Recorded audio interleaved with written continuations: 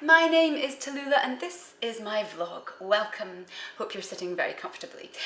So listen, this week we're going to talk about sleep, as was requested by a wonderful woman named Heidi, who has an incredible ability to support independent filmmakers and web series people that she will never maybe know how much that means to us here at Feathers and Toast HQ, and indeed I'm sure for any other content creator in the world that has the fortune of crossing her path. If you don't know her, Heidi Ally2indiefilm is her Twitter handle, and I shall put that in the bit below, so don't worry. So now, Heidi had a question about sleep. I should tell you something straight up. Sleep is an essential part of life. It's as essential, obviously, as eating, breathing, or drinking, and one does not want to go without. I've been there, and it's zombie-like and horrific. Yeah, actually, I was going to give an anecdote about my lack of sleep, but I don't think I shall. Too early on in the day to get that depressed. Right, so moving on. Okay, now sleep. What I find very helpful with sleep, before we get to what might eat to help you with sleep, is, of course, a routine. Now, I enjoy basically the routine of ending the day and coming into the night, because the night is indeed, ladies and gentlemen, a magical time of life. It's quite romantic. You know, you can think about the stars and the moon, you can think deep thoughts. And it's good to, you know, give yourself a moment to think those deep thoughts before you just banging on from your computer, lying down like a zombie and then not sleeping. So give yourself a moment.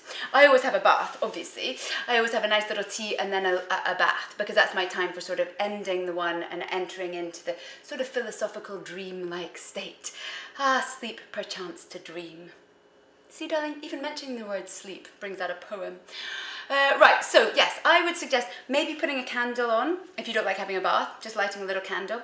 Now, I'm classically trained, so sometimes I like to look at the flame and just sort of emulate what's going on there. You know, have a little softness in your gaze, have a little gentle wafting movement. We can get quite rigid.